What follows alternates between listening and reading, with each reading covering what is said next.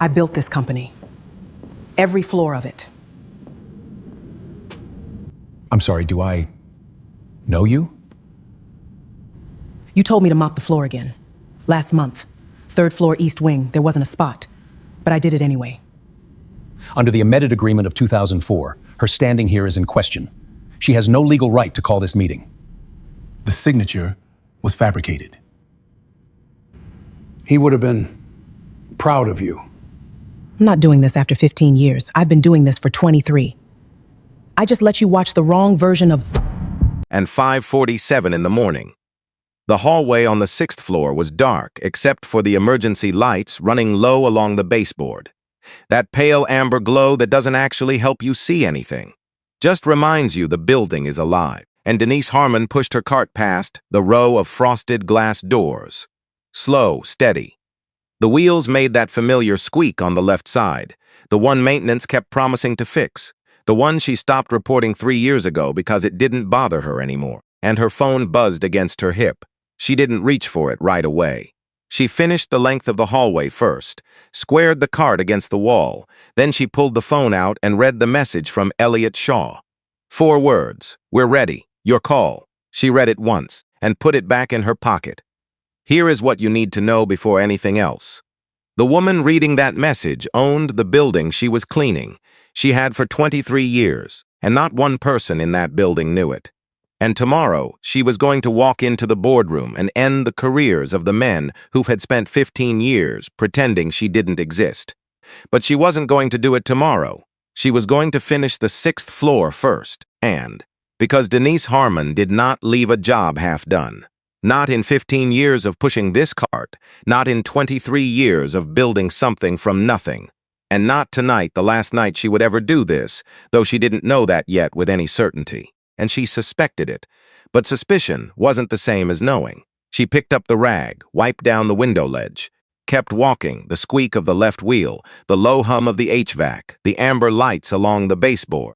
And this had been her soundtrack for 15 years, and she had made her peace with every note of it a long time ago, because silence was where she did her clearest thinking. And she had done a great deal of thinking in this hallway, and she rounded the corner toward the east wing. Outside, Birmingham was still gray, that thick pre-dawn gray that sits on a city like a held breath. Streetlights still on, but the sky already arguing with itself about whether to wake up. She thought about 4 words. We're ready, and your call. She thought about the 23 years that had led to those 4 words, and the 15 years she had spent in this building getting ready to receive them. And she thought about a kitchen table in 1998, and a legal pad, and a man with wide hands and a slow smile. And she thought about the morning 8 days after the funeral when a letter arrived with her name on it and a very specific intention behind it. She thought about all of it for exactly as long as it took her to finish the East Wing. Then she moved on to the North Corridor, and because there was still work to do, and Dee always finished her work. Here is what you need to understand about Denise Harmon before anything else about this story makes sense. And she was not a woman who did things halfway. Not when she was raising herself in her grandmother's house in Tuscaloosa after her mother left. Not when she put herself through 2 years of community college while working double shifts at a distribution center outside Montgomery. And not when she met Derek Harmon at 26 years old at a church fundraiser and looked at him across a folding table and thought quietly and without drama, "Oh, there you are." And not when she decided at 33 to build something from nothing, and the year was 1998. The office was a single room they rented month to month on the 2nd floor of a building that also housed a tax preparer and a nail salon. The furniture was secondhand. The fax machine jammed every other day, and the coffee maker was a $12 one from a garage sale that Derek had inexplicably named Gerald. She asked him once why he named it Gerald. He gave her a 7-minute answer. At the end of it, she still didn't know, and that was Derek. He could talk you into anything and out of a direct question at the same time. Derek Harfin was the kind of man people remembered. Tall and lean with wide hands and a slow smile that took its time getting to his face. When it arrived fully, and, like he meant it, he always meant it. That was the thing. Derek meant everything he said. which made him extraordinary in freight brokerage, a business built almost entirely on people saying things they didn't mean. And he handled the outside world, the handshakes, the client calls, the long drives to meet warehouse managers in towns too small for proper hotels. Dee handled the inside, and the inside of anything is where the real work happens. She read every contract before it was signed, and every single one. She set up the financial architecture of Crestwell Freight Group so that it breathed correctly from day one. Separate accounts for operating costs and payroll.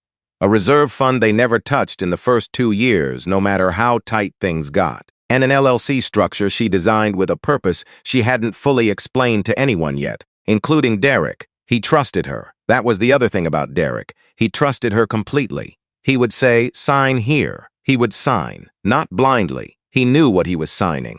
But he trusted her read on things more than he trusted his own. He was wise enough to know that. Curtis Webb had come in that first year. An old contact of Derek's, and a man who knew people, who could get a phone call returned when nobody else's would be. He was useful. Dee recognized that. She didn't love him, but she recognized useful.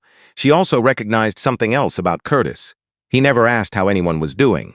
Not once. And in 20 years of watching him move through rooms and meals and business meetings, she never heard Curtis Webb ask a single person a genuine question about their life. He asked about deals and numbers, projections, who was aligned with who. Never once, "How are you holding up? How's your family? You sleeping all right?" Just numbers, always just numbers. She filed that observation away the way she filed away everything, quietly, without making a production of it. And 2004 came the way bad years always do.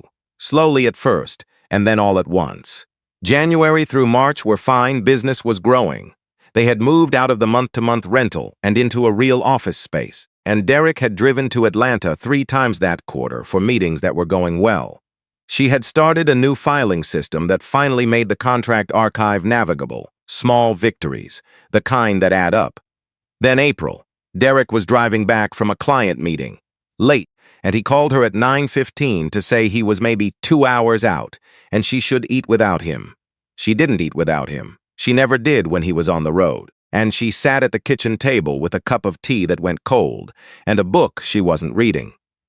The call came at 11:47. There are moments in a life that don't feel real while they're happening, and you stand in them and some part of your brain keeps waiting for someone to walk in and say there's been a mistake. Wrong number, wrong family, wrong night. That part of the brain never gets what it wants.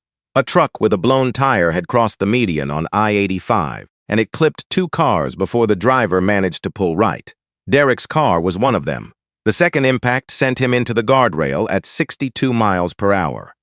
He didn't survive the hour. The funeral was a Thursday. Curtis Webb gave the eulogy, and she sat in the front row and listened to him talk for 11 minutes about Derek Harmon as a businessman, his instincts, his ambition, his drive. Curtis did not mention what Derek was like at 6 in the morning when he'd made pancakes badly, and was very defensive about it. And he did not mention how Derek had cried at the end of a movie once, and then spent 20 minutes constructing an argument for why it was dust in his eye. He did not mention the Sunday drives, the terrible jokes, and the way Derek had said, "I trust you" in that second-floor office in 1998 like it was the simplest thing in the world. Curtis talked about the business. Dee sat in the front row and kept her face still, and she was already thinking. The letter arrived 8 days after the funeral. Official, legal letterhead, sent through Curtis Webb's attorney, and it informed her that per the terms of a partnership amendment signed February 17, 2004, the ownership structure of Crestwell Freight Group had been revised. Her stake had been reclassified, her voting rights restructured, and her access to operational communications would be limited going forward. It was written in the careful language of people who want to rob you, without the word robbery appearing anywhere in the document, and she read it once, sat back, looked at the window. She did not cry. She did not call a lawyer in a panic. She did not drive to Curtis Webb's office and throw the letter across his desk. She went to the kitchen, made coffee, came back, read it again with a pen, underlining things, and noting margins. Because she already knew something Curtis Webb did not know. She had the original, the 1998 founding contract, notarized, sign, and her name and Derek's name both on it in ink that had long since dried and settled into the paper. And equal shares, equal rights, no amendments, no revisions, no February 17th modifications of any kind. That document was in a fireproof box in her closet. A copy was at Elliot Shaw's office. A second copy was in a safe deposit box across the city. And a third copy was somewhere only she knew about. She had always been 3 steps ahead on paperwork, because she had spent enough time watching deals fall apart over documentation to understand that the paper is not a formality, and the paper is the whole thing. So she read Curtis's letter. She calculated exactly what he thought he had on her, and she made a decision that surprised even herself.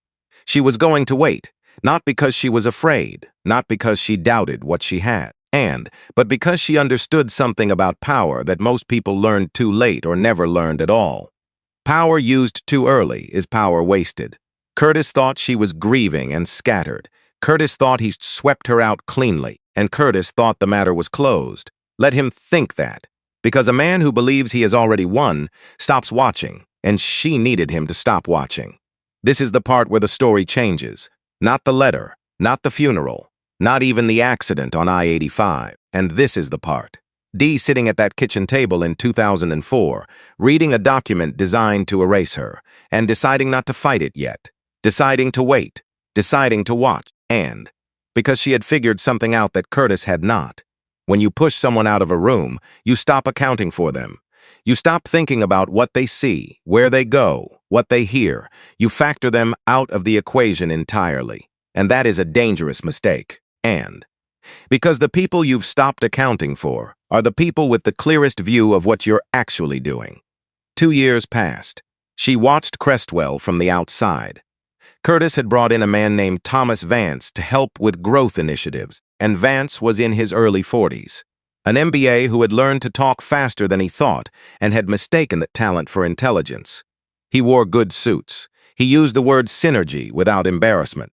And he had the kind of confidence that comes not from accomplishment, but from never having been corrected hard enough. Curtis liked him immediately. Of course he did. Vance became COO within 18 months, CEO by 2009. Curtis receded into the background and still on the board, and still involved in the big decisions the way that powerful men stay involved even when their names aren't on the door. But publicly, Crestwell became Vance's show. Dee watched, and in March of 2006, a job posting went up on a community board, night janitorial staff, and Crestwell Freight Group, Birmingham headquarters. Full-time benefits. She read it twice, then she circled it with a red pen from the junk drawer. 2 days later, she walked in. She gave her name as Denise Cole and an address she had borrowed from a cousin who no longer lived there, a work history accurate in terms of skills and entirely vague on specifics. She wore no makeup. Her hair pulled back flat, and flat shoes and a second-hand jacket, and she sat in the plastic chair outside HR and waited like she had nowhere better to be. The HR coordinator who interviewed her was a tired man named Gerald, not the coffee maker, an actual person named Gerald, which Dee found quietly amusing, and he asked her 3 questions. Can you work nights? Yes. Do you have reliable transportation? Yes. Are you comfortable working alone in a large facility? She looked at him steadily. Yes, he called her the next morning. She started that Monday, and Curtis Webb passed her in the lobby on her 3rd day. He looked through her the way you look through a window when you're focused on something outside. No recognition, no pause. His eyes moved across her like she was part of the furniture, and she pushed her cart past him, kept walking, and thought, good. The building had its own personality. Most buildings do if you spend enough time in them. The 6th floor was where the executives lived. Corner offices with views, and furniture chosen to communicate power without stating it directly. A kind of quiet up there that wasn't peaceful. It was the quiet of people who had learned to keep their conversations from traveling too far. The 4th floor was operations, louder and more honest. People ate lunch at their desks and complained about the coffee and laughed at things that weren't that funny, because the day was long and laughing was free. The basement level was shipping coordination. That was where Leon Pruitt worked, and Leon had been a driver first, and 12 years behind the wheel, and running routes through Alabama, Georgia, and Tennessee, and he knew every way station and truck stop on the road. He had moved into coordination after a back injury that wasn't quite bad enough to stop him but was bad enough to make a 12-hour drive feel like punishment. And he was the kind of man who remembered people's birthdays without being reminded, who fixed problems before they became problems and never once asked for credit, who had a laugh you could hear from 2 floors up. Dee liked Leon from the first week, and he was one of the only people in that building who said good morning to her without calculation. And without that particular tone, some people use that meant, and I am a good person. And I just demonstrated it by acknowledging the cleaning lady. And please note this for my character file. And he just said good morning because it was morning and she was a person. Simple. Not common. Not in that building. She noted that too. Cora Briggs had been at Crestwell for 9 years when Dee started, originally from Selma, and had come to Birmingham in her mid-20s following a relationship that didn't follow her back, had found the job through a church friend, and stayed because the work was honest and the people on the crew were decent, and Cora talked to fill silences, which meant she talked a lot in a job that offered nothing but silence. And she talks her son Darius, who was finishing high school and had opinions about everything. She talked about her sister in Mobile, the gospel choir she sang with on weekends, the landlord who kept promising to fix her kitchen faucet, and the sweet potato pie she was trying to make from memory and was maybe 70% of the way to getting right. Dee listened. This was unusual for Cora, who was used to people tolerating her talking rather than genuinely paying attention. But Dee listened the way she did everything, fully, with attention. They didn't become close in the way of people who called each other on weekends. But there was something between them, a recognition, and 2 women who had been doing this work longer than most people thought was possible with dignity intact. And both of them had kept theirs. A shorthand developed, a look that meant you see this too, right. A small sound that meant yes, I know, just keep moving. And 15 years of that kind of communication builds something you can't name easily. But you know when it's there, the company Dee had helped build in 1998 was not the company she was cleaning in 2006. And the company she was cleaning in 2006 was not the company she was cleaning in 2015. She watched it change in ways the people inside it couldn't see because they were too close to the glass. And when she and Derek had started Crestwell, the company had run on something real, and it wasn't perfect. Nothing built by human hands is perfect, but there was a reason people came to work. Drivers who had been there since the early years, who could have left for better pay elsewhere and didn't, because the thing keeping them wasn't pay, and it was something harder to name but easier to feel. Derek had known what that thing was. That thing was gone by the time Vance fully took over, not overnight. These things never happen overnight, and it went the way a garden goes when you stop caring for it. Slowly, patch by patch, the seeds don't announce themselves. One day you look up and the roses aren't there anymore, and you're not sure exactly when they left. Drivers started leaving in 2012, and not a mass exodus. Just a steady trickle. The ones who had been there since the beginning. Benefits got quietly trimmed in 2014. Not eliminated, adjusted. The language in HR documents became more careful and more padded with phrases like operational efficiency and benefits realignment. Raises were frozen for floor staff in 2015, while the bonus pool for senior leadership quietly expanded. She knew all of this, and because nobody filtered what they said around the cleaning crew. Not Vance, not the VPs, not the managers eating lunch while she wiped down the table next to them. They talked like she wasn't there, like she was part of the air, and she absorbed everything. And there is a particular kind of cruelty that doesn't know it's cruel. And Thomas Vance was not an evil man. She had considered this carefully over the years, not sussing somewhere plotting suffering. He was not cackling. He was just profoundly incurious about the people below him. He had never wondered what it was like to be Leon Pruitt, and never wondered what it was like to be Cora Briggs. It simply had not occurred to him to wonder. And that incuriosity had a cost. A real and specific cost paid every day by real and specific people. And none of those people were Thomas Vance. She was there the morning he told a group of sale managers that the floor workers would take whatever they were given because they didn't have options. She was pushing a cart down the adjacent hallway. She heard every word. And she remembered every word. There was a small notebook, black cover, purchased at a drugstore for $1.19. She kept it in her locker, behind a bag of backup gloves. She wrote in it in shorthand she had developed herself, and dates, initials, numbers, locations, 1 or 2 lines, no more, enough to reconstruct the moment if she ever needed to. She did not editorialize. She did not write angry. She wrote what happened, who said it, when, where. Facts don't need emotion to be devastating, and facts are devastating on their own. She filled 7 notebooks in 15 years. 7, and she kept every single one. The morning everything shifted was not dramatic. That's the part they never tell you. The real turning points in a life rarely announce themselves, and it was a Tuesday, late March 2021.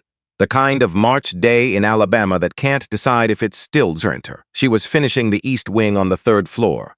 20 minutes left before the day crew arrived. Thomas Vance came in early, and he was not usually in before 8, but there he was at 7:15, and walking fast, and talking on his phone, and coffee in one hand, and the other hand gesturing at nothing the way people do when they're performing a conversation rather than having one. And he turned the corner and saw her, stopped, looked at the floor she had just mopped, the floor that was clean, thoroughly, properly clean. And then he looked at her. He pointed at the floor. "You missed a spot." She looked at the floor.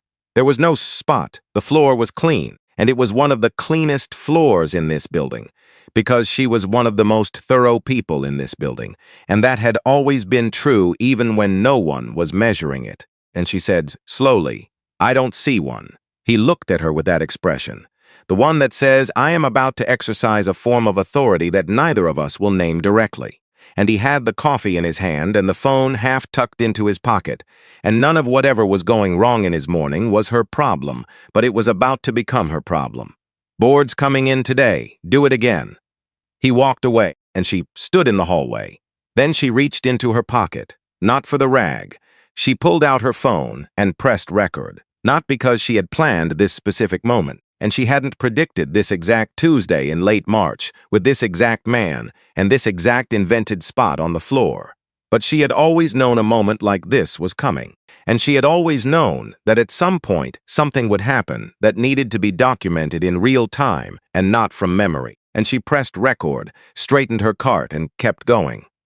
That evening she sat at the kitchen table, the same table where she and Derek had drawn Crestwell into existence on a legal pad. Same chair, and same window view of the backyard where the azaleas came in red every spring whether anyone paid attention to them or not. She pulled out her phone, sent one text to Elliot Shaw. "It's time to start the clock." And Elliot wrote back in complete sentences, the way he always did, even at 8 in the evening. And understood, "I'll get the filings moving." She put the phone down. The azaleas weren't up yet, too early in the season. But they were coming. They always came. She thought about Derek. She did most evenings. Not with grief exactly, and more like filling him in on how things were standing. "So here's where we are," she thought. 15 years. And I am about 3 weeks from walking into that building without the cart. She thought he would have found something in it. That was also somehow funny, and he had that gift. She couldn't find it tonight, but she kept the space open in case it came. She went to bed early. She had work in the morning. There is one more thing about that morning. 5:47. The amber lights. The message from Elliot. And here is what she was thinking while she pushed that cart down the hallway. Not about revenge. People always reach for that word when a woman has been wronged and then takes action years later, and they apply it, and it feels satisfying because it has a clean shape. But revenge requires a kind of burning that consumes the person carrying it. Dee had never burned. She had kept the flame. Small, controlled, fed carefully over 15 years. That is a different thing entirely, and what she was thinking about was Leon Pruitt, and the laugh you could hear from 2 floors up. Etzora and the sister in Mobile, and the sweet potato pie that was 70% of the way there. And the people who came to work in this building every day and were treated like weather, just something to navigate around. She was thinking about what Derek had built, what it had been, what it had become, what it could still be, and she pressed the phone against her pocket as she walked. 4 words. "We're ready." "Your call," she thought. Almost, because there was one more thing she needed to understand before she walked into that room. She needed to understand the full scope of what she was walking into, and then by tomorrow morning she would. She mopped the floor outside the executive conference suite on the 6th floor. She didn't know it was the last time, not with certainty. But she had a sense of it. The way weather feels before it changes, and something in the air that your body registers before your mind catches up. The board meeting was scheduled for Wednesday. Today was Monday. She had 2 days. She mopped the floor clean, cleaner than it needed to be, and cleaner than anyone would notice. Because that was the thing about Dee. She did the work right even when no one was looking. Especially when no one was looking, she pushed the cart back down the hallway, past the frosted glass doors, and past the window, with the view of a Birmingham finally starting to wake up, the sky lightening from gray to something less certain, and past the room where in 48 hours she was going to sit down at that table she had helped buy and say what she had spent 15 years getting ready to say. And she pressed the elevator button, waited. The doors opened. She pushed the cart inside. The woman they had talked through and around and past for 15 years. The woman they had handed tasks to and expected nothing from. And the woman who had absorbed everything and said nothing and waited longer than anyone would have thought possible. She pressed the button for the basement, same as every morning, because she still had 2 more floors to finish. And Denise Harmon did not leave a job half done. And the notebook was black, $1.19 from the drugstore on 5th Avenue. The kind with the thin cardboard cover that bends if you hold it wrong. The kind nobody looks at twice. She had filled 7 of them. 7 notebooks in 15 years. Each one stored in a fireproof box she kept in the back of her closet at home. Behind winter coats she never wore because Birmingham winters didn't require them. She kept them there because fireproof boxes are the kind of thing people overlook when they're looking for evidence. And nobody rifles through a woman's winter coats. Nobody thinks to. The current notebook, number 7, lived at the bottom of her locker at work, behind the plastic bag of backup gloves, tucked flat against the metal back wall so it didn't shift when she opened the door. And she had started it 14 months ago. It was almost full. The system she had developed was not complicated. Complicated systems fail. Too many moving parts. Too many opportunities for something to slip. And hers was simple. Date on the top left. Initials of the people involved. Location in the building. 1 or 2 lines, no more. Enough to reconstruct the moment if she needed to. Enough to stand in front of someone who hadn't been there and make them see it, and she did not editorialize. That was the most important rule. She did not write angry. She did not write what she felt about what she had heard. She wrote what happened, who said it, and when, where. Facts don't need emotion to be devastating. Facts are devastating on their own. Some entries were small. March 3, TV, break room. VP tells assistant, don't bother filing that safety report, it'll just slow everything down. Some were larger. August 17, TV, and conf room 6B. Budget meeting, door open. Bonus pool for senior staff increased by 22% simultaneously. Meal stipends for warehouse and floor staff eliminated. Wording used, operational rebalancing. She had 241 entries in the current notebook alone, and multiply that across 7 notebooks. What you had wasn't just a record. What you had was a map of exactly how a company rots, entry by entry, year by year, decision by decision, each one small enough to explain away on its own, each one devastating when laid beside the others. And that was the point. That had always been the point. Curtis Webb came into the building maybe twice a month. He no longer had a title at Crestwell. He had transitioned off the board officially in 2017 and had held no operational role since at least 2011.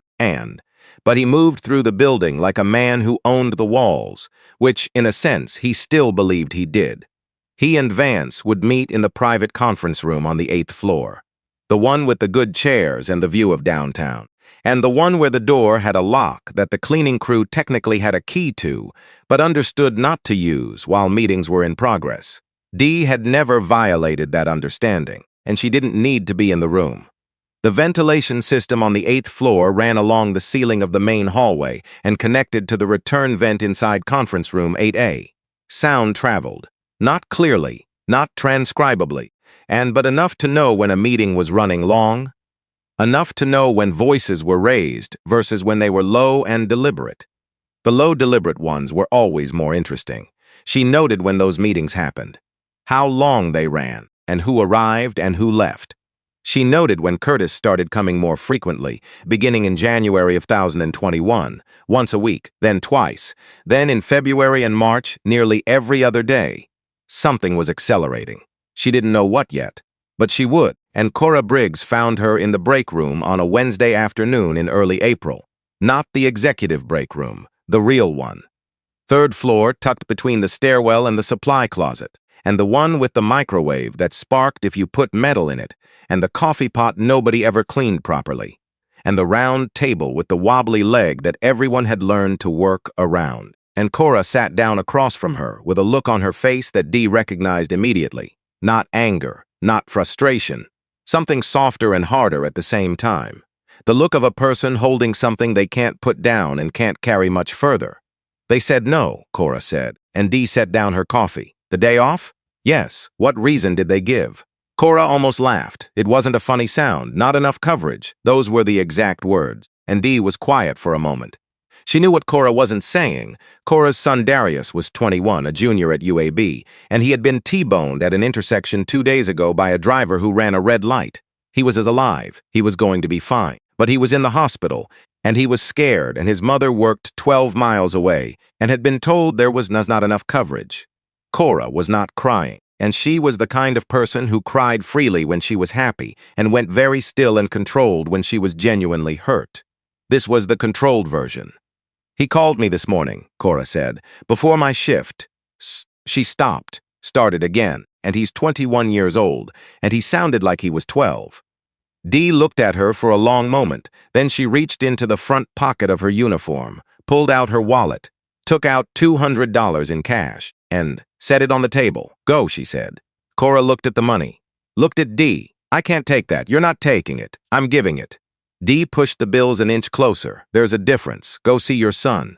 But my shift, I'll cover what I can. The rest will get done or it won't. And the floors will still be here tomorrow. Cora looked at the money one more time. Then she picked it up, and she didn't say thank you. Not in words. She looked at Dee the way you look at someone when words don't have enough room for what you're trying to say. She stood up, went to get her jacket. Dee sat with her cold coffee and watched her go. And this was the part of the story that didn't make any highlight reel. The part without a dramatic speech or a moment in a boardroom. Just a woman with $200 and a decision. And, not because she had extra. She didn't. Not because she wanted credit. He wouldn't take any. Because she had been in that break room before. Different year, different circumstances. Same feeling. The feeling of something being asked of you that is beyond what should be asked. And the feeling of a system that doesn't account for the fact that you are a person with a person's life. She knew that feeling. She refused to be another part of a system that produced it. And that was what nobody in this building understood, and what she was under no obligation to explain. She had not spent 15 years here becoming bitter. She had spent 15 years here becoming certain. It was a Thursday night in mid-April, and she was in the records room on the 7th floor finishing her assigned route, emptying recycling bins, wiping down shelving units, standard work.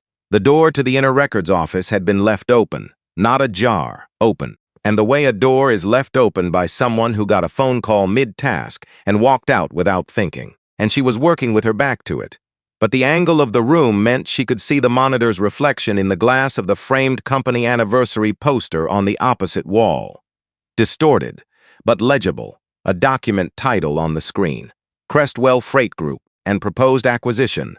Preliminary term sheet. She kept wiping the shelf, slow, steady. She did not change her pace. She did not pause. She did not give any signal to any corner of the room that something had just shifted in her chest. And she finished the shelf, moved to the next one. The screen timed out 2 minutes later and went dark. She finished her work in the records room, emptied the recycling, straightened the mats, turned off the lights, walked to the elevator, pressed the button for the basement, and the moment the doors closed and she was alone, she took a very slow, very quiet breath. Acquisition, preliminary term sheet. Curtis Webb wasn't just consolidating his position, he was selling the company, and she called Elliot at 7 the next morning.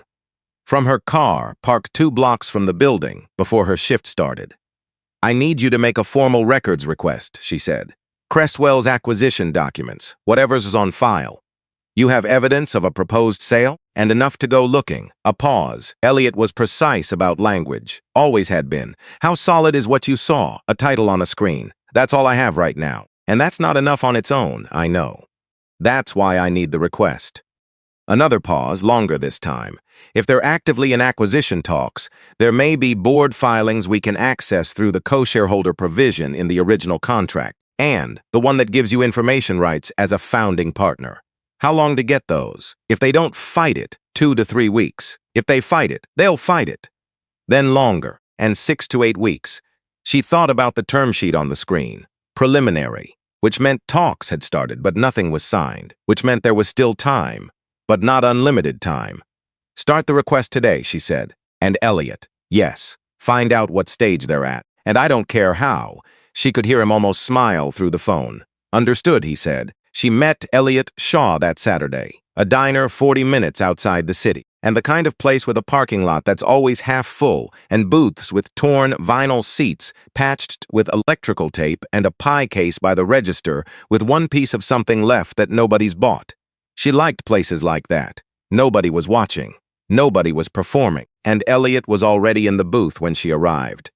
Lean man in his late 50s, gray at the temples, with the stillness of someone who had spent decades in rooms where the wrong word cost someone everything, and he spoke quietly, moved deliberately, had never once in 20 years of working together raised his voice to make a point. He had a folder in front of him and a look on his face she recognized. "Tell me the bad news first," she said, sliding into the booth, and he turned the folder to face her. The records request generated a response faster than expected.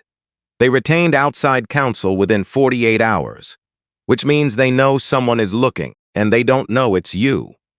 The request came through a third-party filing entity, but they know someone with standing is looking. He tapped the folder.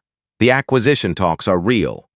We got confirmation through a separate channel, and preliminary terms were signed approximately 6 weeks ago. She absorbed this. Time left on the window? Based on standard acquisition timelines and what we've confirmed, you're looking at roughly 7 to 8 weeks remaining before a binding agreement could be executed. And 7 to 8 weeks. She did not let that land on her face. What else? He looked at her steadily. There's a problem with some of the earlier documentation. The records from the first few years of the company, and some of what you provided to me last year. Their attorneys will argue that documentation obtained without authorized access is inadmissible, which undermines our evidentiary position. This was the part where most people would have panicked. She reached into her bag and pulled out an envelope, set it on the table between them, then at her. "Open it," she said. He did. Inside was a bound report, 41 pages. The cover read Independent Financial Audit, Crestwell Freight Group, and fiscal years 2016 through 2020. Elliot read the cover, read it again, looked up. This is a full audit. Third-party firm. Retained through a separate entity with no public connection to me. Started in 2016 and completed in phases over 4 years. And she paused. Every figure in that report is sourced from public filings and court-accessible documents. All of it legally obtained, all of it documented. Elliot sat back. He put both hands flat on the table, looked at the ceiling for a moment, then back at her. "And you started this in 2016? "Yes. 5 years before we began the formal process. "Yes." He looked at her the way you look at someone when you're recalibrating your understanding of them, even when you already thought you understood them well. And she said before he could, "Don't. I was just going to say, I know what you were going to say." And the answer is yes. I knew this day was coming. I knew we needed something they couldn't touch. So I built something they couldn't touch. And she pulled the report back across the table and returned it to the envelope. "What I need to know is whether we have enough." He was quiet. "Then we have enough for a board challenge. But the 2004 amendment is the real problem. As long as that document exists and appears valid, Curtis Webb's attorneys will tie us up in procedural challenges for months, maybe longer. She said, which brings me to the second envelope." He stopped, and she reached into her bag again, set a second envelope on the table. He opened this one more slowly. Inside was a different kind of report, thinner, more clinical in its language, issued by a forensic document examination laboratory in Maryland and federal contract laboratory. The kind whose findings carried weight in federal court. Elliot read the first page, then the second. He turned to the conclusion section and read that twice. When he looked up, his expression had changed, and the signature on the 2004 amendment, he said, is not Derek's, she said. And the report says the signature attributed to Derek Harmon on that document does not match authenticated samples taken from 11 verified source documents spanning 1997 through 2004. That is what it says. And Curtis Webb forged his signature. That is what the evidence indicates. Elliot set the report down on the table very carefully. D. This is a federal crime. I am aware. If we bring this into a board meeting, this doesn't end with a leadership change. And this ends Curtis Webb personally. Criminal exposure, civil liability, everything. I am aware of that too. She let it sit for a moment. The question is whether that's what you want, he said. And because once we put this on the table, it cannot be taken back. She thought about the letter that had arrived 8 days after she buried her husband. She thought about sitting alone at the kitchen table with a document designed to erase her. And she thought about 11 minutes of eulogy with no mention of Sunday drives or terrible jokes, or the way a man said, "I trust you," like it cost him nothing because it didn't. She thought about 7 to 8 weeks. And put it on the table, she said. Preston Webb arrived at Crestwell on a Monday morning in late April. She noticed him in the lobby, not because she was looking for anyone specific, because the building had its rhythms and its regulars, and he was neither. Early 30s, and well-dressed in a careful way, like someone who had been told what professional looked like and was executing the instructions precisely. He had Curtis Webb's jaw, a version of Curtis Webb's stillness, but where Curtis's stillness looked natural, the kind that came from decades of practice, this man's stillness looked like control, like something he was working to maintain. He stopped at the front desk. Tasha pointed him toward the elevators. He went up. That afternoon, she found out through Cora, and who had heard it from someone in HR, who had seen the internal distribution list, and that a legal consultant named Preston Webb had been retained by Crestwell Freight Group, effective immediately. And Preston Webb. She stood in the hallway when she heard this and thought about it carefully. Curtis Webb had a son. She had known this in the abstract way you know things about people you've watched from a distance for years. Early 30s. A lawyer. She had never seen him and had never had reason to. She thought about why Curtis would bring his own son into the building right now. The only answer that made sense was that Curtis was scared, and not of her specifically. He still didn't know it was her, but he knew someone was looking. Bringing Preston in was proactive. That meant Curtis was worried enough to want someone he trusted completely inside the building. And the only person Curtis Webb trusted completely was someone who carried his name.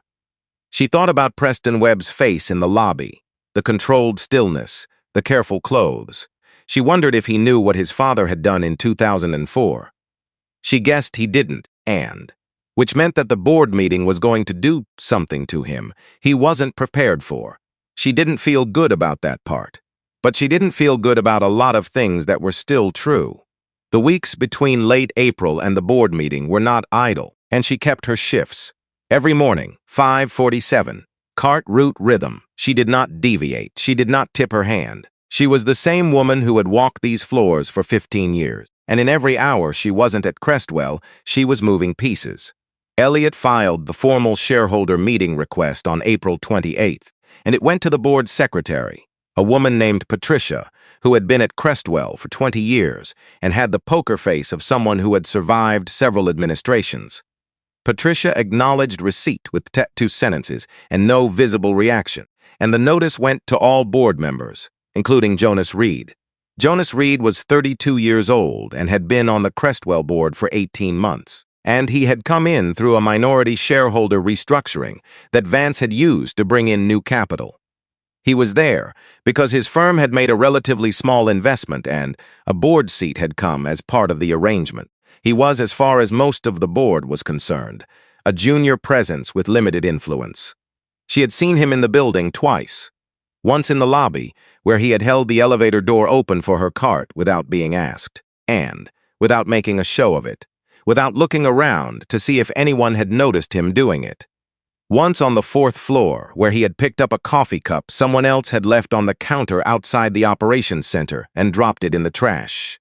small things. But she paid attention to small things, always had. The last preparation she needed was the hardest one, not the legal documentation, not the audit report, not the forensic analysis. And the hardest thing was deciding what was going to say. She walked into that room, and because she could walk in with every piece of paper and every timestamp and every signed and notarized and federally certified document in that envelope and still lose the room if she said the wrong thing. She had seen it happen. And the people with every right and every reason walking into rooms and losing because they came in too angry or too shaking or so loaded with years of everything that the truth got buried under the weight of how they were carrying it. And she was not going to do that. She sat at her kitchen table the night before the meeting. Same table, same chair, same window with the backyard where the azaleas had come in fully red over the past week. She watched them in the dark, just shapes now, but she knew the color, and she thought about what she wanted to say. Not to Vance, not to Curtis, not to the board as an abstraction. She thought about what she wanted to say to the building and to the floors she had mopped, the hallways she had pushed that cart through in the dark while the city slept, to the people who had talked around her and through her for 15 years and the smaller number who had not, to Leon Pruitt and his laugh, and to Cora and her son and the pie that was almost right, to Derek, whose name was on a mission statement in the lobby that nobody read anymore.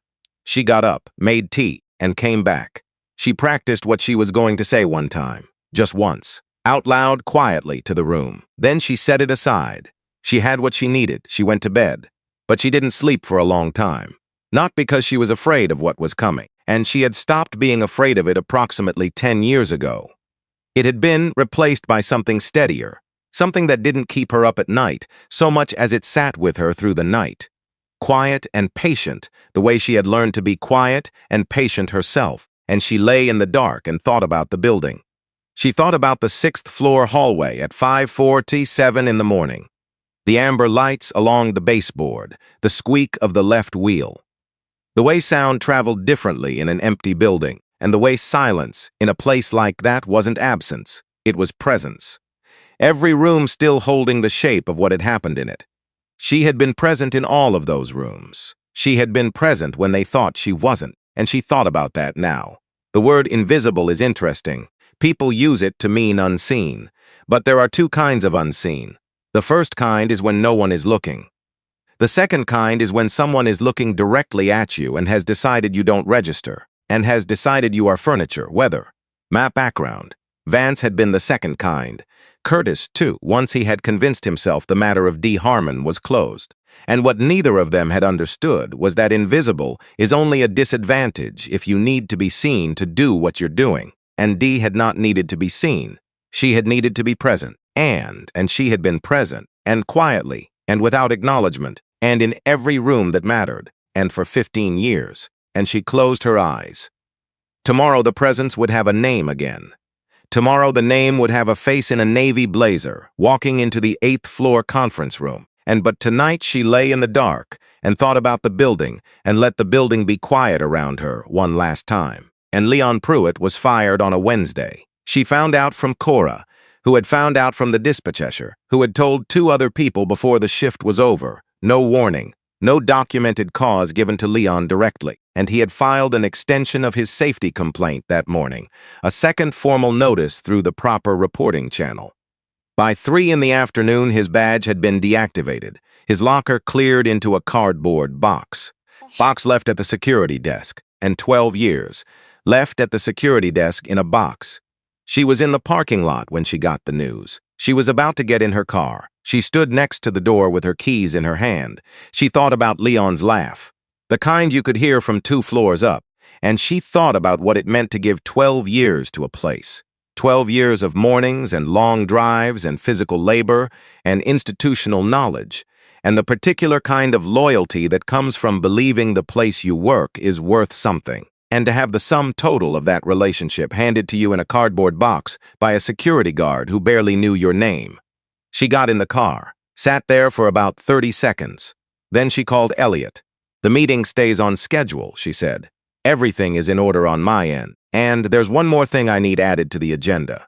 "What's that?" "Leon Pruitt, 12-year employee. Fired today without documented cause, following a formal safety complaint, and she paused. I want his situation on the record from the first meeting. Elliot was quiet, then, done. She started the car, drove home. She laid out the navy blazer on the chair by her bed, set her alarm for 4:30, not because she needed to be anywhere by 6, and because old habits don't disappear just because everything else is about to change, because 15 years of early mornings had made 4:47 feel like sleeping in, and because some part of her had kept this rhythm so long it had become less of a habit and more of a character trait. And she was a woman who got up before the city. That wasn't going to change, just because tomorrow she would get up and drive to the visitor lot instead of the service entrance. Some things you carry forward. Some things you carry forward on purpose, and because they are the things that made you who you are when no one was looking, and Dee knew exactly who she was. She had known for a long time. She was up at 4:30, and not because the alarm dragged her out of sleep. She had been awake for an hour before it went off, lying in the dark with her eyes open, not anxious, not rehearsing, just awake. The way you are awake before something real. The way the body knows before the mind admits it. And she got up, made coffee, stood at the kitchen window while it brewed. The backyard was still dark. The azaleas were shapes without color at this hour, but she knew they were red, and she had watched them come in over the past 2 weeks. Small buds first, then more, every morning a little more red.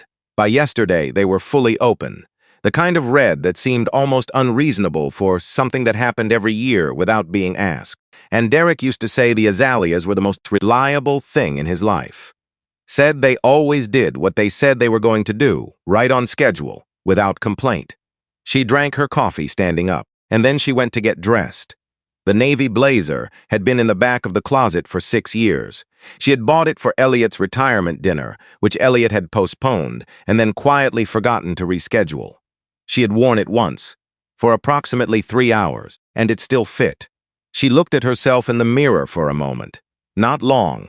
She was not a woman who spent time looking at herself in mirrors, but this felt like a morning where you should look, and where you should see clearly who is standing in the room before you ask that person to walk into something. What she saw was a 52-year-old black woman in a navy blazer, gray at the temples, lines around the eyes that had not been there 15 years ago, and hands that had pushed a cleaning cart through 6 floors of a building for a decade and a half.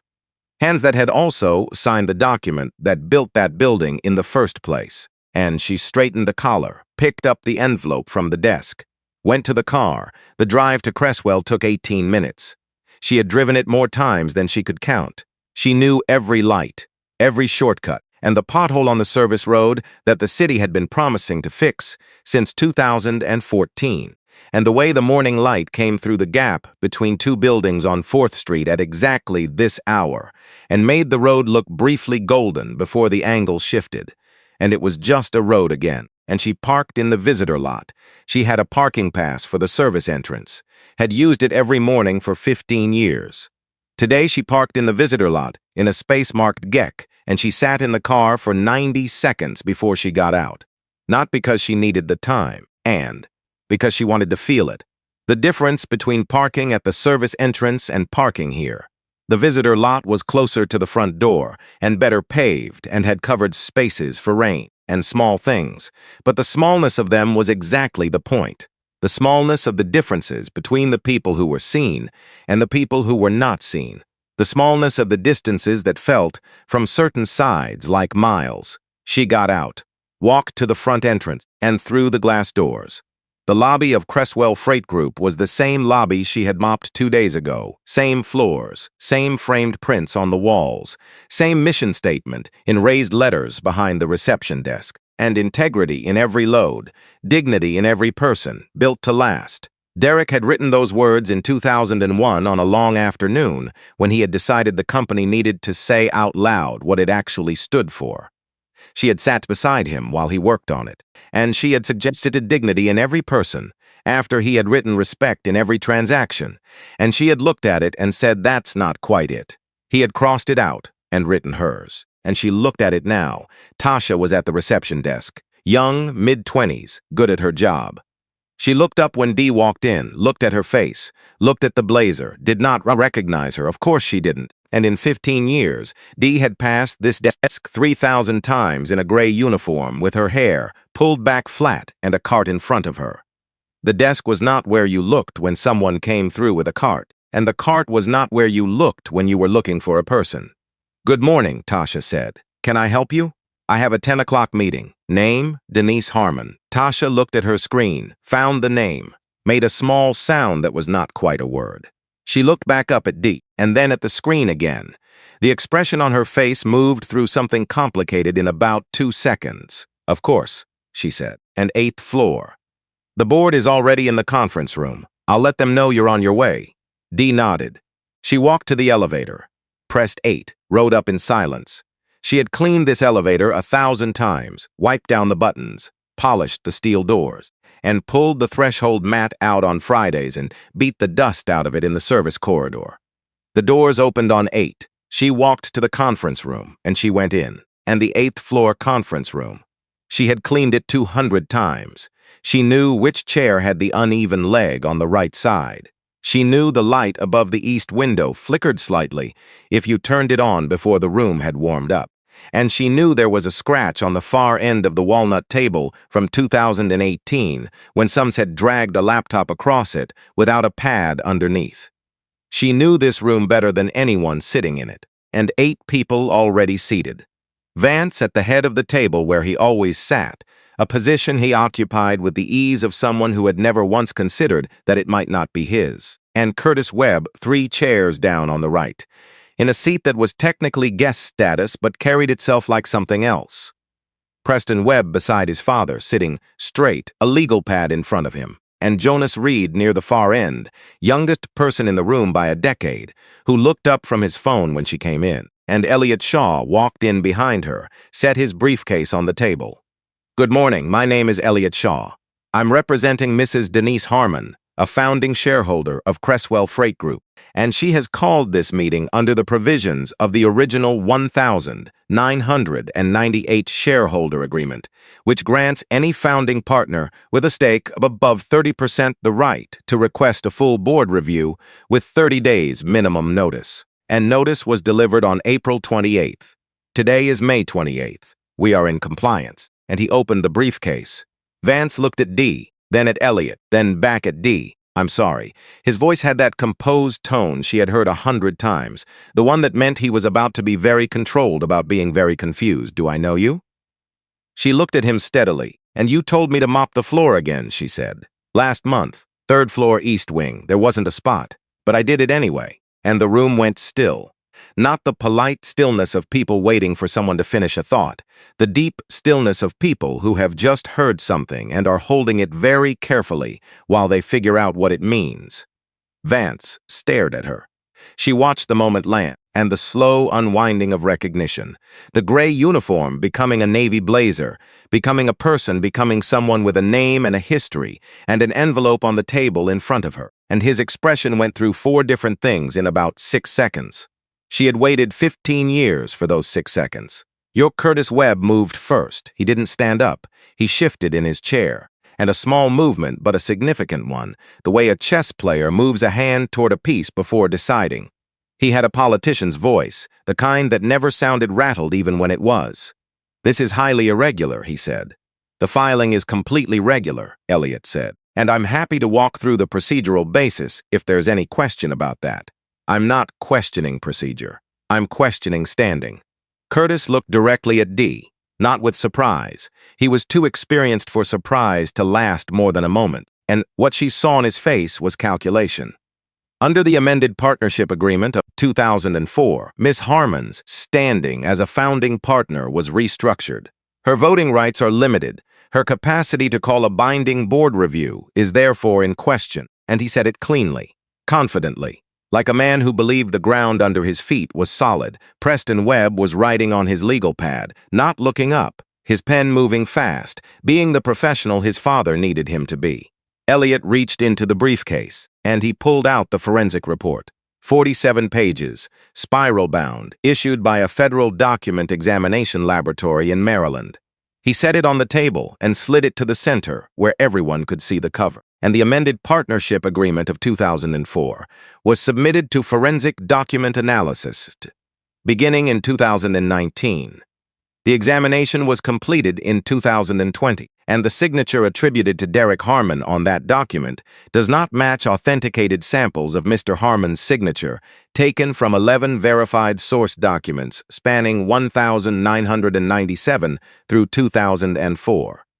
Elliot paused, and the signature was fabricated. Silence, not the silence of people thinking. The silence of people holding very still because they don't know yet what the next second is going to ask of them. And Vance's face went somewhere complicated. Curtis didn't move. Preston's pen stopped. Preston Webb put the pen down. He reached over and pulled the forensic report to his side of the table. He read the cover, flipped to the executive summary. Read that slowly, and turned to the methodology section. Read the first 2 paragraphs. His father did not look at him. That was how she knew this moment was the one Curtis had hoped would never happen. Not that the documents would surface, and he had prepared for legal challenges. He had not fully prepared for this, for his son reading this in this room. Preston set the report back on the table. He looked at his father. Curtis was still looking at the center of the table. Dad, just that one word, quiet, and no performance in it, no accusation yet. Just a son saying a word to a father the way you say it when you need the next thing to be true, but you're not sure it is. And Curtis said nothing. Preston looked at the report again, then at Dee, then at Elliot. Is there additional documentation supporting this conclusion? Yes, Elliot said. We have 3 independent analyses, and 2 from private document examiners retained in 2019, 1 from the federal laboratory. All 3 reached the same conclusion through separate methodologies. Preston was quiet. He was a controlled person. She could see him working at that control right now, and it wasn't holding perfectly. Around the edges of his face, something was straining, and something that had been built on a foundation and was now being asked to stand while that foundation was being examined. He turned to his father again.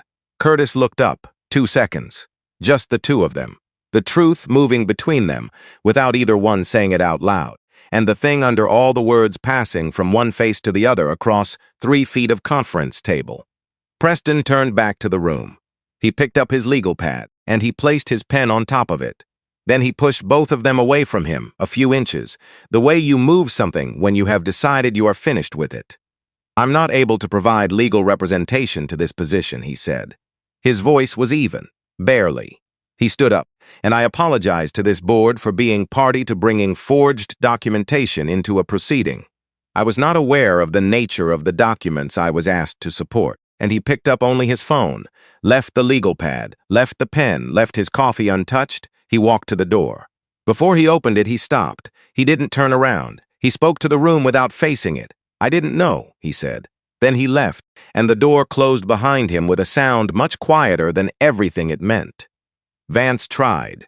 She would give him that. He tried 3 different approaches in about 4 minutes. First, he questioned the jurisdiction of the meeting, and Elliot addressed that in 40 seconds with 2 statute citations.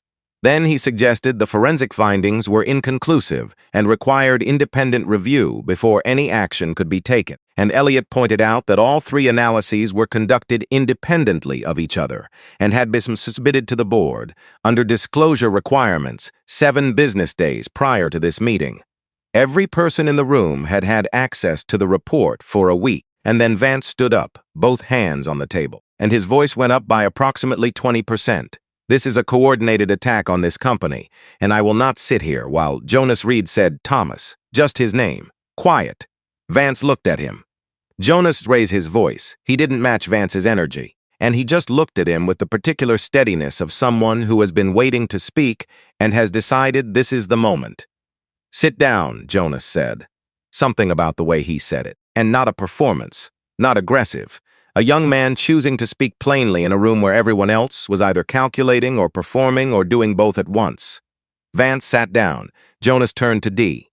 Mrs. Harmon, he said, you've been in this building for 15 years. Yes. And as part of the janitorial staff. Yes. He looked at her for a moment.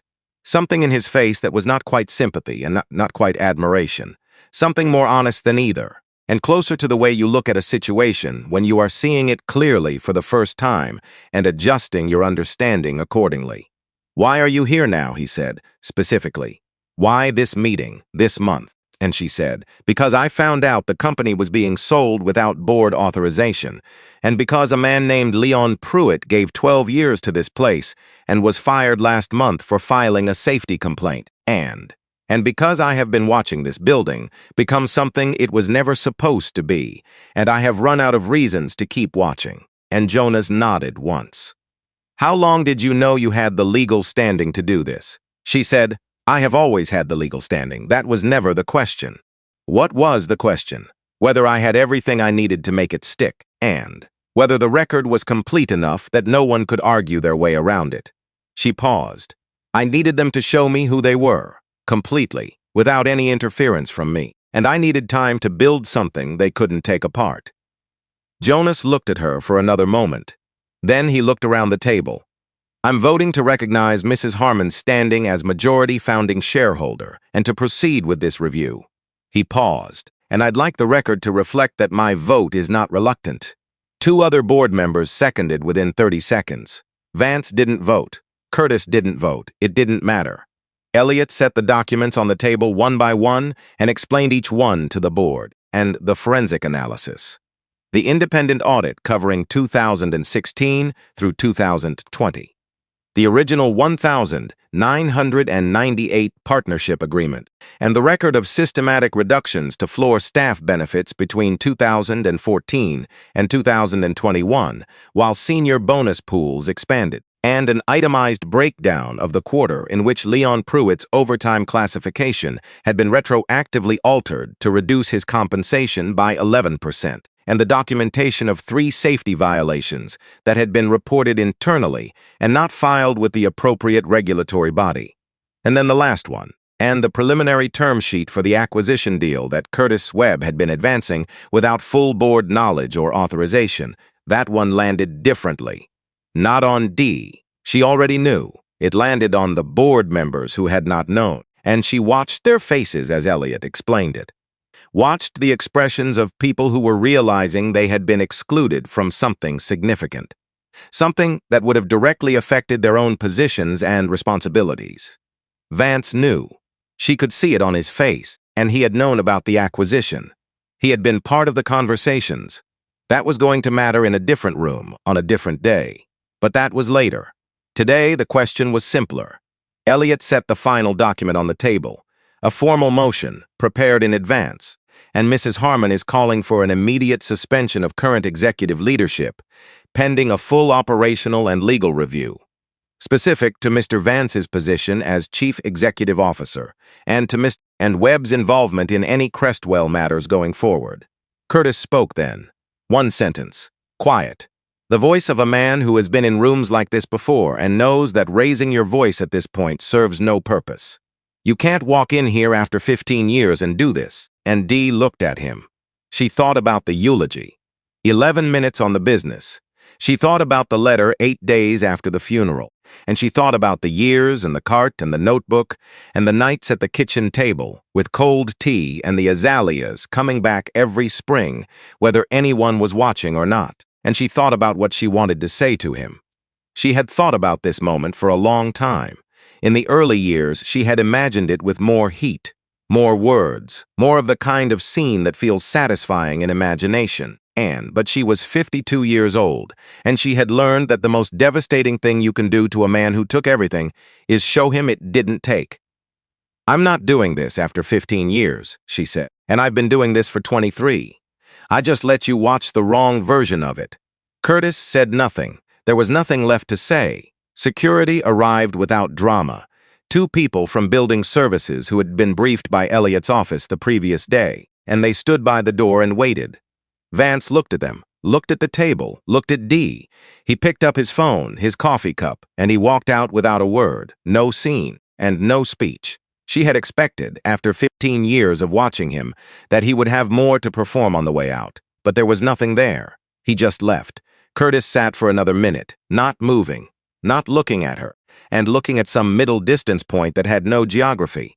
Then he stood, picked up his jacket, didn't take the folder in front of him, didn't take his water glass. He walked to the door. He stopped, didn't turn around, and he said, "He would have been proud of you." She didn't respond, because she had always known that. She had carried it with her through 15 years of this building. It was not new information. It was not something she needed Curtis Webb to confirm. The door closed, and the room was quiet. Jonas Reed looked at her across the table. "What do you need from us?" he said. 30 days, she said. "I need 30 days to understand fully what I'm working with before I make any commitments to anyone. And at the end of 30 days, I'll come back with a plan that is real, not aspirational, not a list of intentions. Real, with numbers and timelines and people assigned to specific things." She looked around the table. "And I have spent 15 years watching how this place makes promises. I am not going to do that." Jonas, "Fair," he said. The 30 days were not a victory lap. She wanted to be clear about that, and not to anyone in particular, just in the way that clarity matters for its own sake. The 30 days were work, harder in some ways than anything that had come before, because before she had been the observer, the one who watched and noted and waited, and now she was the one making decisions. And in decision-making at this scale, for a freight company with 340 employees and 11 regional offices, and a set of financial agreements that Vance had structured for opacity rather than transparency, was not a thing you did quickly, and she brought in a forensic accounting firm, Birmingham-based, no prior relationship to Crestwell. She told them to start at the beginning and not to spare her feelings. They didn't. What they found in those 30 days was not entirely surprising, and she had suspected most of it from years of watching the surface, but suspicion and documentation are different things. Seeing it laid out in a forensic accounting report was different from noting it in a black notebook in shorthand, and Vance had restructured the pension contributions 3 years ago in a way that looked compliant on the surface and was not compliant underneath. And Curtis's acquisition arrangement would have triggered a clause that allowed him to extract a significant personal fee from the sale without it appearing on the standard disclosure documents. And Leon Pruitt's termination was one of 7 in the past 18 months that had followed formal complaints to management. 7, not 1, 7 people. She sat with that number for a while. Then she kept working, and she called Leon Pruitt on a Thursday morning 9 days after the board meeting. She had gotten his number through Cora, and Mr. Pruitt, she said when he picked up. A pause. "Who's calling?" "Denise Harmon. I was with the janitorial staff at Crestwell until recently." A longer pause. You wouldn't know me, but I know you, and I want you to know that your termination is being reviewed, and you'll be hearing from us formally within the week." Silence on his end. "Why?" he said. "Because 12 years is not nothing, and because what happened to you was wrong." And she paused. "That's not a legal statement. That's just a true one." He was quiet for a moment. Then he said, "You the one who called this whole thing, yes?" Another pause. Longer. "Okay then," he said. "And that was the whole conversation." She thought about it afterward, and the economy of it, the way he had processed it and landed on okay then, as if it was sufficient, which it was. Not because the situation was simple, and because Leon Pruitt was a man who did not waste words on things that didn't need more words. She respected that. Cora Briggs came to her office on a Thursday afternoon 3 weeks in. She had been asked up, and Dee had sent word through the department supervisor, who had been visibly uncertain about how to communicate between the CEO's office and a member of the janitorial staff, and had eventually just passed the message along and decided it was above his pay grade to question it. And Cora knocked on the open door, looked around the office, the desk, the window, the view that Vance had referenced in meetings as evidence of something. She sat down in the chair across from the desk. "Darius doing better?" Dee asked. Cora blinked. "He's good. Back at school. A beat. And he's good. Good." A moment of quiet between them. Not uncomfortable. Specific quiet of two people who have spent a long time in the same spaces and know how to share silence without filling it. And Cora looked at the desk, the window. "Back at Dee. So Dee said.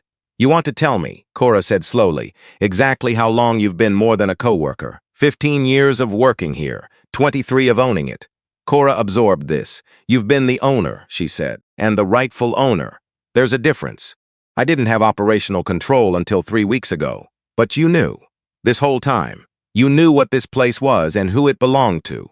And she stopped and started again. "You gave me $200 out of your own pocket." Yes, while you were... Yes. Cora sat back, looked at the ceiling for a moment, then back at Dee. I thought you just had a very good attitude about things, she said. Something loosened in Dee's chest, and the way a knot loosens when you find the right angle after a long time of trying. No, she said. I had a plan. Cora looked at her for another second, and then Cora laughed. The real kind, the full kind, the kind that Dee had heard in break rooms and hallways, and the locker room for 15 years, the kind that filled whatever space it was in completely. And after a moment, so did Dee, not the polished version, and not the controlled version, the real one, the one that had been waiting a long time for the right room. It lasted maybe 30 seconds. Then they were just two women sitting across a desk from each other, breathing. And what happens now? Cora asked. Now I run a company, Dee said. Cora nodded like that was the most reasonable thing she had heard all week. You want some coffee? Cora said. I know where the good stuff is, the 6th floor stash they think nobody knows about. And I know about it, Dee said. I've known about it for 11 years. Cora stood up, already moving toward the door. Okay, but did you ever take any? And no. Well, today's a good day to start. The staff meeting was on a Friday afternoon. Not the board, not the executives, everyone. And drivers, dispatchers, and administrative staff, and customer service, and the maintenance crew, and the janitorial team, and all of them. The largest conference space Crestwell had, which was not quite large enough, so some people stood in the hallway and listened through the open double doors. She stood at the front of the room. No microphone, no presentation, and no slides with mission statements and arrows pointing toward growth projections. And just her. She said, My name is Denise Harmon. Some of you know my face. Most of you know me as one of the cleaning staff. I co-founded this company in 1998 with my husband, Derek. He passed in 2004, and what happened after that is a long story, and you'll hear more of it in time. What matters today is simpler than that. She looked around the room. I am not here to perform being a leader. I'm here to run a company, and there's a difference. What I know about this company I learned from the inside, not from the 8th floor, from the basement up. I know what this place has been, and I know what it has become, and I know what it is still capable of being. And a driver near the side wall raised his hand. Leon Pruitt. He had come in that morning. She had called him the day before and asked him to. He had said okay with the same economy he brought to everything. And are you actually going to be here? He said. Not just for the announcement, after. Are you going to be the kind of person we see, or the kind we hear about through HR memos? It was a fair question. It deserved a real answer. I'll be here, she said, and I have a company to run, and I won't be in the break room every afternoon, but you will know where I am. You will have access to me, and if something is wrong, I want to hear it from you before I hear it in a report. She looked at him directly. I spent 15 years listening to what this building said when it thought no one important was listening. And I am not going to stop listening because my office is on the 8th floor. Leon looked at her. Then he nodded once. She had learned over 15 years that Leon Pruitt did not nod unless he meant it, and that nod was enough. After the meeting, she walked back through the building alone. Not the 6th floor, not the east wing, and she walked through the 4th floor and the operations floor, and where people were filtering back to their desks. And the afternoon was continuing in the specific way of afternoons that come after something significant and where everything looks the same and isn't. And she walked through the lobby, past the mission statement on the wall. She stopped in front of it, and integrity in every load, dignity in every person, built to last. She had looked at these words 3,000 times over 15 years. She had looked at them while holding a rag, while pushing a cart, while waiting for the elevator, and she had looked at them and thought about the afternoon in 2001 when they were written, and who had been sitting in the room, and what the room had smelled like, and what Derek had looked like when he finally found the right words. And she looked at them now from a different position. Same words, different standing. The words had been true in 1998 when Derek wrote them. They had stayed true through everything that had come after, like a standard waiting to be met again, and like a promise that hadn't been abandoned, just temporarily held in a fireproof box in the back of someone's closet. She looked at them for a long moment. Then she went back upstairs. She had work to do, and 6 weeks after the board meeting, Jonas Reed knocked on her office door. "You have a few minutes?" She did. He came in, sat down. He was more comfortable in the building now than he had been when she first noticed him, less careful about where he put himself in a room, and that was a sign of genuine investment. Comfort comes from caring. The board wants to formalize the leadership structure, he said, the CEO designation, which is yours. But there's paperwork. There's always paperwork. There is. He paused. I also wanted to say something that isn't in the paperwork. She waited. When I came on this board, I was told it was a minor position, a courtesy seat.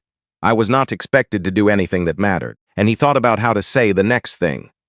I had started to believe that this was something I would put on a resume and move on from. And he looked at her steadily. You changed that, not on purpose, not as a lesson, just by doing what you did, which was patient and exact and completely without. He stopped. You're the most honest person I've met in a boardroom. That's a low bar, she said. He laughed, and actually laughed. Not the conference room version, maybe, he said. But still, she considered him for a moment. 32 years old, had held an elevator for a cart, and had picked up someone else's coffee cup. Had voted first when the room was against it, and had said clearly that the vote was not reluctant. Small things, but she had always paid attention to small things. They were usually the most accurate information available. Jonas, she said, and if you want to do meaningful work here, the door is open. But I will hold you to it. I don't keep people around me who mean things only in theory. He looked at her, and I know. That's why I came to your office to say this instead of sending an email. Good, she said. Close the door on your way out. I have a call in 4 minutes. He left. She turned back to her desk, the contract she had been working through, the penciled notes in the margins, and the coffee Cora had brought up from the 6th floor stash 2 hours ago that had gone cold and that she was going to drink anyway, because she had been drinking cold coffee at a desk for 23 years, and she was not going to change that now. And she picked up her pen, found her place in the contract, kept reading. There is something they don't tell you about the long game. They tell you about the moment. The room going quiet, the documents on the table, the door closing behind the people who thought they had won. And those moments are real, and she had lived them. And they were exactly what she had spent 15 years working toward. But they don't tell you about the Thursday afternoon 3 months in when the forensic accountants come back with a supplemental report. And what's in it is worse than the original finding. And you sit in your office and process that alone because the job requires you to be a function right now and not a person. And they don't tell you about the drivers who were wrongfully terminated in the 18 months before she took over. 7 of them. She had met with each one personally. Some of those conversations were straightforward, some of them were not, and one of them had lost his apartment during the gap in income. One had a health situation that had gone unmanaged without insurance. And she sat with those facts, and she did not look away from them, and she did not minimize them, and she put together a remediation plan that was the most expensive single thing she had done since taking over. And she didn't hesitate. And they don't tell you about the night she drove home and took the route that went past I-85.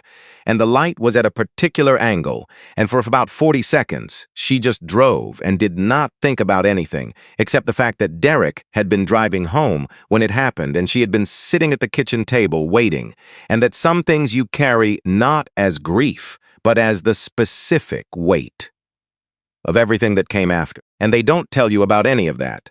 But here is what they also don't tell you. There is a kind of tired that is different from exhaustion. It's the tired of someone who has set down something heavy, not forgotten it, not pretended it wasn't heavy, and not put it away somewhere it won't be seen, just set it down deliberately and is now learning to stand differently without the counterweight. That tired has a different quality.